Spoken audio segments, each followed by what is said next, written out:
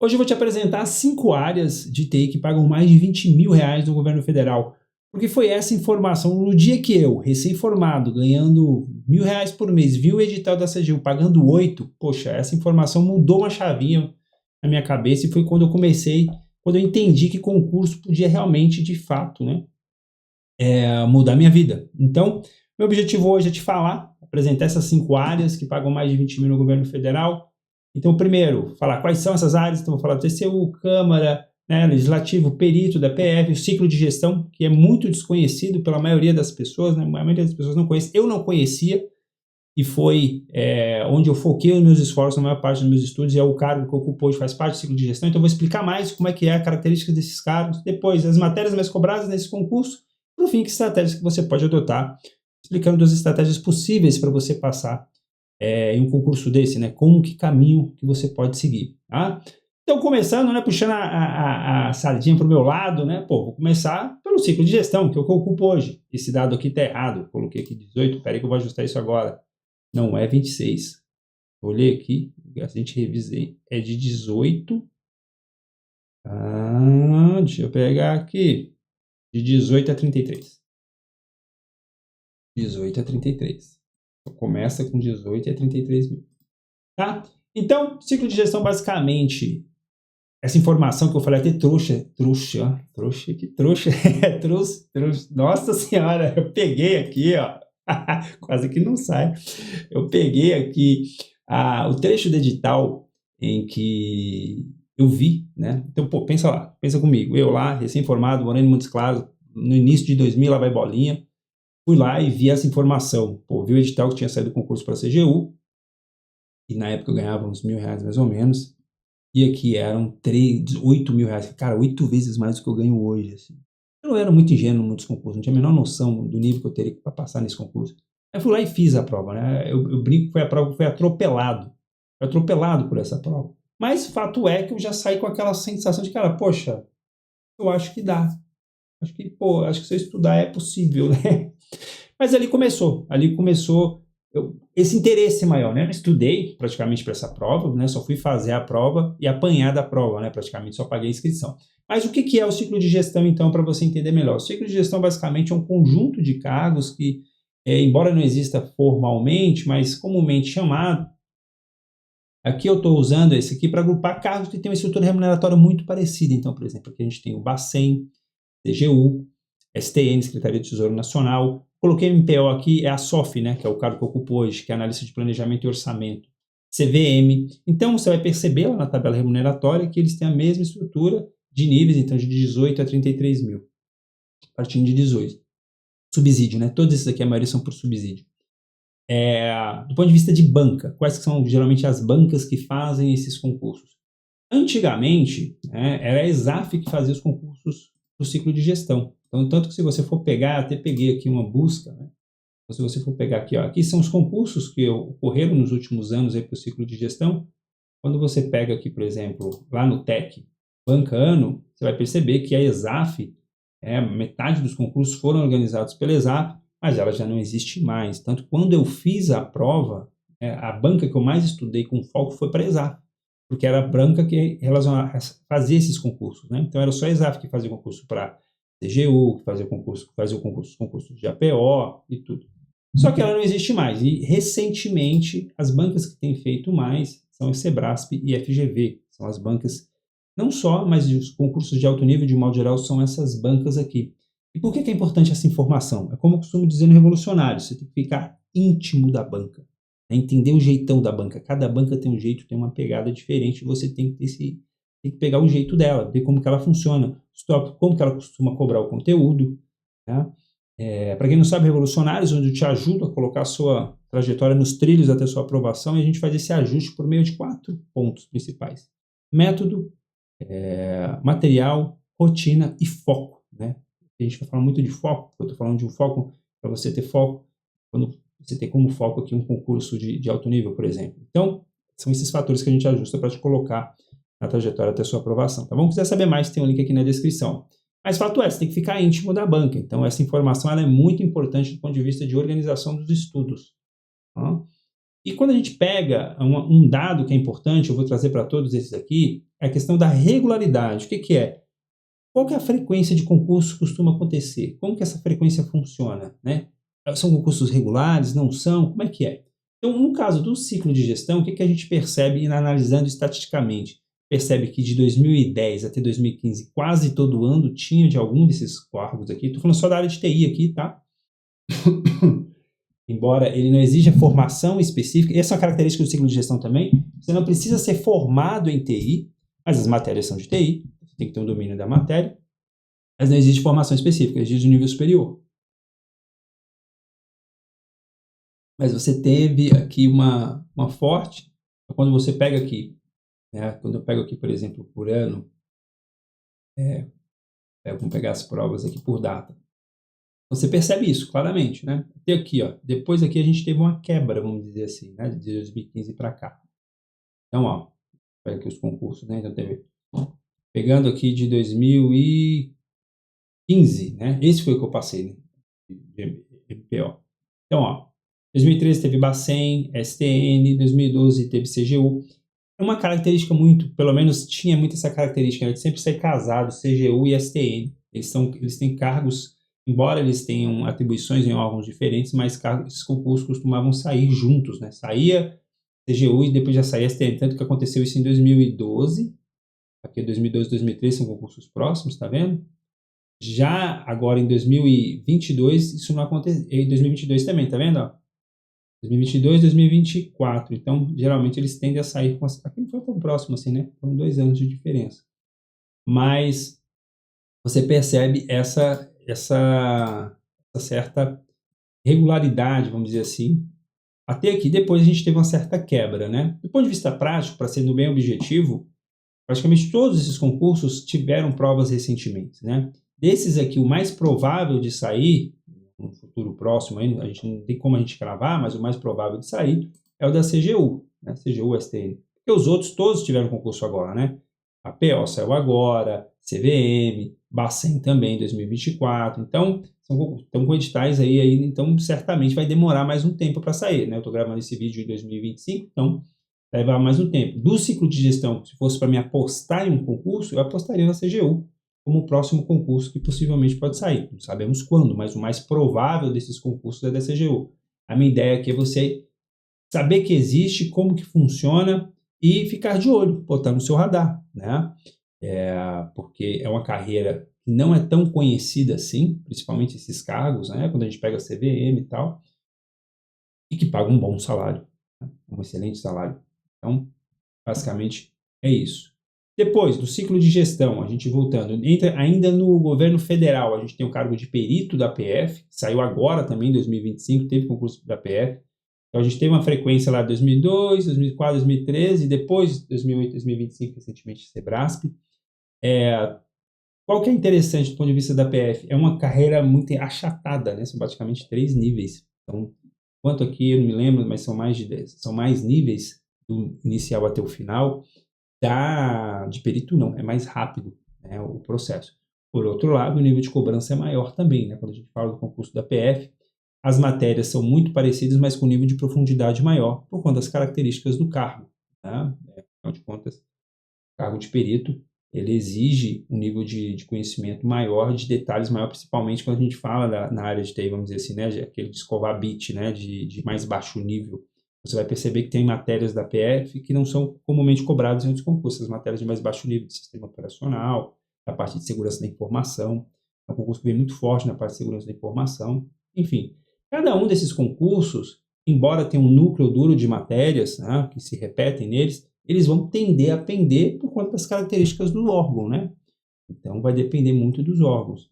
Tá? Outra coisa que é interessante também de notar é que a gente percebe uma certa especificação maior nos cargos. Então, por exemplo, quando a gente pega aqui o concurso de APO, né, o concurso que eu passei, que teve agora em 2024, você vai ver que em 2015, quando eu fiz, por exemplo, era um clássico, né? Gestão de infra, cara de infra, governança e dev. Então, 3 níveis. Agora já foi mais específico. Então, você tem um cara de aqui de APO, né? Então você tem o dev, tem o cara de segurança da informação, de contratos, de gestão de dados orçamentários. Então essa área de dados é uma área que tem crescido. Eu percebo não só nesses cargos, mas, por exemplo, até no judiciário mesmo, alguns cargos já têm começado a vir com essa especificidade. Infraestrutura, né? O cara de infra, que já era comum, de gestão. Então, você percebe que o nível de complexidade vai aumentando, né? As políticas públicas estão cada vez mais ancoradas em TI. Por exemplo, hoje, né, do ponto de vista de orçamento, o orçamento ele é todo feito dentro do sistema, que eu trabalho também com o CIOP. Não só, né, mas várias políticas públicas são ancoradas, a gente vê na área da educação também. Então, exige uma especialização maior dos servidores, que vão ou desenvolver, e aí é interessante também que você perceber que, independente das áreas aqui, você vai ter dois perfis. Muitas vezes você vai ter o servidor mão na massa, que vai desenvolver de fato aquilo. É o que eu faço hoje, eu sou programador, então eu realmente trabalho desenvolvendo o sistema. Ou você vai ter o cara que trabalha com contratação, ele contrata uma empresa para executar aquilo e gera esse contrato, né? Eu estou falando de uma maneira bem genérica, eu já atuei nesses dois lados, né? Vai depender muito da especificidade de cada órgão. Em geral, esses órgãos, esses cargos aqui, eles tendem a ter equipes internas, pelo menos até onde os que eu conheço, por exemplo, Banco Central. Já no caso da STN, tem um contrato com o SERPRO, né? Então muita coisa desenvolvida no SERPRO, principalmente o CIAF, é o sistema aí que toca o financeiro.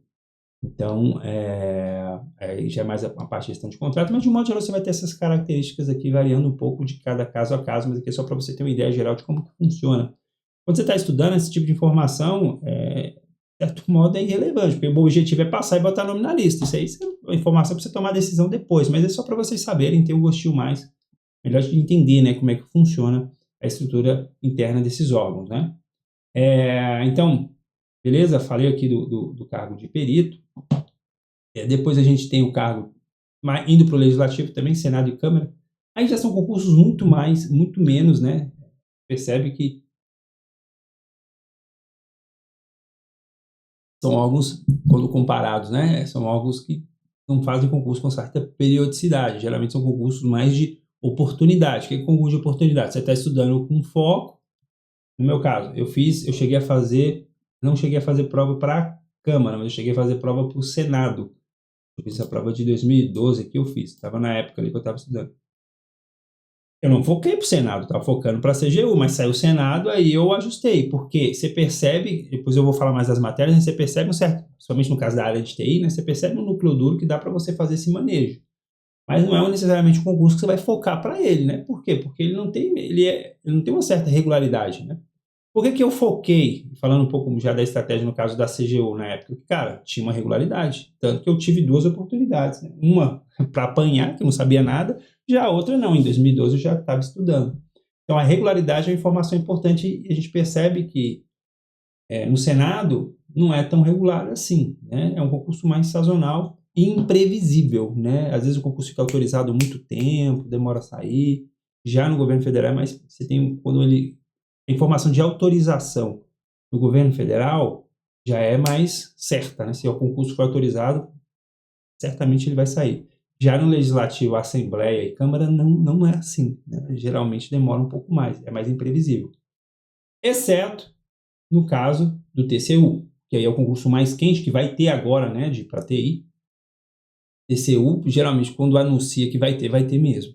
TCU é um órgão que ele também tem essa característica de ter ondas, vamos dizer assim. Então, a gente teve uma onda ali de 2007 até 2010, com concursos quase todo ano, né? Depois de 2015, e agora a tendência é que vem uma nova onda de concursos, pelo menos um para auditor e outro para geral. Então, ele tem essas ondas, o TCU, e é importante aprender a aproveitar essas ondas quando elas vêm. Então, como é que funciona no caso do TCU? O TCU ele tem uma característica que ele tem dois tipos de cargos. Ele tem um cara que é de apoio, que é o cara de TI. O cara que vai trabalhar na TI lá, por exemplo, para ser o programador, se o cara vai trabalhar na rede, vamos dizer, o cara mais mão na massa. E tem um auditor, que aí ele trabalha com auditoria de TI, né? O TCU ele faz auditoria de TI de toda a esplanada. Então, isso passa pelo TCU também. Então, ele tem uma equipe que hoje fica, não sei se ainda é CEFT, né? Pelo menos a última vez que eu vi era a Secretaria de Fiscalização de Tecnologia da Informação. Então, eles são responsáveis, esses auditores ficam ali. Então, eles têm um papel de auditar, não tem um papel de executar. Já o de apoio, não. pela fala do ministro, pelo menos a última fala que eu vi dele quando falando desse concurso, ele falava de apoio. Então, eu imagino que seja algum concurso mais com a cara de apoio, mais com a cara da área que mete a mão na massa mesmo, né? No sentido de desenvolver, de programar, enfim. Falando, é claro, estou falando de uma maneira bem genérica, né? Cada órgão tem suas especificidades, mas de um modo geral, a diferença é essa, do cargo de auditor e do cargo de apoio. Sebrasp, né? Embora tenha sido o último concurso de analista, foi para FGV, mas a tendência é que seja Sebrasp, tanto que o de técnico agora foi Sebrasp. Então, certamente, assim, é quase certo. Assim, se fosse para mim apostar, eu apostaria na Sebrasp novamente. Historicamente, é o concurso, é a Sebrasp que organiza o concurso, né, da TCU. E do ponto de vista de matérias, você vai ter aquela parte de específico e, claro, a parte de fiscalização, a parte de auditoria entra muito forte por causa de ser um concurso da área de controle. Mesmo na área de apoio, né? Mesmo na área de apoio, você percebe estatisticamente que tende a ter uma cobrança maior dessa parte de administrativo, né? Então, com isso, a gente fecha aqui a estrutura remuneratória, começa a 26, vai 37, né, os cargos da Assembleia Legislativa. A vantagem do TCU em comparação com o governo executivo, né, o executivo federal, as progressões são mais rápidas, então você chega mais rápido no topo, e acredito que é mais enxuta também. Enquanto no governo federal você demora, né, você vê que o final no governo federal é 33 e aqui é 37, mas aqui você vai mais rápido ainda, tá? Todas são excelentes oportunidades, né, assim, é só para ficar claro essas diferenças. Do ponto de vista das matérias, né, que a gente percebe, né, de um modo geral, quando a gente vamos pegando assim o caderno geral, pegando todos esses cargos, você vai perceber que 80% das matérias vão estar aqui na parte de específica. Você vê uma segurança, desenvolvimento, redes, engenharia de software, banco de dados, gestão e governança, e mais português e direito administrativo. Tá? Então você percebe, e constitucional aqui também. Né? Então, percebe que 80% do conteúdo está aqui nessas matérias. Então, do ponto de vista prático, né, geralmente, por exemplo, né, quando temos mentorados na área, inclusive teve um mentorado que foi aprovado em segundo lugar na PCDF agora, né, na área de infra, você vai ter dois momentos. Você vai ter um momento pré-edital, no qual você vai ter esse núcleo duro aqui das matérias que tendem a se repetir, e você vai ter um momento pós-edital, no qual você vai especificar, eu inventei uma palavra aqui agora, você vai especificar as matérias do edital. Como eu falei, cada concurso tem uma pegada diferente e também vai depender do seu nível de conhecimento, do seu momento, né? Por exemplo, uma coisa é a pessoa começando do zero, outra coisa é a pessoa que já tem uma certa base, uma certa bagagem, e você vai fazendo esses ajustes também. Mas fato é, você tem que ter uma estrutura pré-edital, na qual você já vai se aprofundando, porque são muitas matérias, e é normal que seja assim. Qualquer concurso de alto nível, seja da área de TI, seja na área do direito, a quantidade de matérias sempre tende a ser grande, então você já tem que começar a estudar, você tem que ter um pré-edital. Hoje eu fiz várias mentorias com foco na magistratura, foco no ENAM, foco na magistratura estadual. E, poxa, é isso, cara. São 15 matérias, são várias matérias que você tem que estar estudando. Então, não tem como você esperar Não, você já tem que ter um projeto de longo prazo. Tá? E aí, a gente entra um pouco na estratégia. Como que eu faço para poder... Quais são as estratégias possíveis? Né? As estratégias possíveis, basicamente, são duas. Ou você já pode focar direto, montar um planejamento com todas essas matérias. Né? Vou começar no Revolucionários. Tem alguns mentorados que às vezes a gente usa essa estratégia de já começar com tudo, né? Já focar direto no topo. Foi o que eu fiz, por exemplo, depois que eu já fui aprovado na FUNASA, Carreirão, em 2010, eu foquei na CGU, e aí fiquei estudando aquele monte de matérias da CGU. E aí o que eu fazia? Os concursos que iam aparecendo, que cobrava aquelas matérias, eu fazia. Basicamente era isso. Enquanto eu não saía no pré-edital, estava estudando foco na CGU, saiu o concurso para o STJ, fui lá e fiz. Saiu o STF, fui lá e fiz. E assim eu fui fazendo. Mas o que eu fazia? Pré-edital focado na CGU, saía algum concurso, não tinha previsão de sair ainda da CGU, ia lá, fazia, não tinha sido nem autorizado ainda, então certamente ia ter tempo para fazer aquele concurso. Fazia aquele ajustezinho, fazia aquela prova, 2 meses, depois voltava de novo, entende? Eu ia indo e vindo, mas sempre com foco inicial, porque o que eu fazia, na verdade, eu tinha um conjunto de matérias, no qual elas eram as mesmas matérias praticamente. Então, o que eu fazia era estudar um pouco menos, por exemplo, para analista judiciário do que eu estava estudando para a CGU. Essa é uma estratégia, né? Você focar no topo. Outra é Ao invés de você focar no topo, você pega aquelas matérias que tendem a ser mais cobradas para o concurso escada. Né? Um concurso... E aí na área de TI, não é o objetivo desse vídeo, mas aí você tem várias oportunidades, né? Passando pela área bancária, né? Tem Banco do Brasil, né? Inclusive tem amigos que estudam, que trabalham no Banco do Brasil. Banco do Brasil, passando pelo técnico do judiciário, analista judiciário. Então, cada um vai ter uma estratégia um pouco diferente, né? Então, eu tenho um colega, tenho uma amiga do trabalho que fez esse caminho. Ela primeiro trabalhou no Banco do Brasil e hoje trabalha lá, hoje a gente trabalha junto. Então, pode seguir essa estratégia também. São estratégias possíveis, mas que são caminhos diferentes, porque as matérias são diferentes. A gente pega as matérias de um concurso, por exemplo, Banco do Brasil, é diferente. Se eu for comparar com essas matérias aqui. É TI, mas as matérias tendem a ser um pouco diferentes, né? O concurso tende a ter uma especificidade diferente. Mas basicamente, estou falando, não está aqui, né? Mas basicamente são essas duas estratégias possíveis, né? O que não dá para fazer é esperar o edital sair para você começar. Não, você já tem que fazer isso, né? Você já tem que ter mais ou menos É claro, você pode começar a estudar da maneira que você achar melhor, mas você já tem que ir se alinhando, se direcionando para poder alcançar um cargo bacana e ganhar um salário para poder revolucionar a sua vida aí com os estudos, tá bom? Se você quiser entender melhor como que eu fiz isso aqui, certamente eu vou te indicar um vídeo que eu falei sobre o básico que eu fiz para passar no concurso de 20 mil. Né?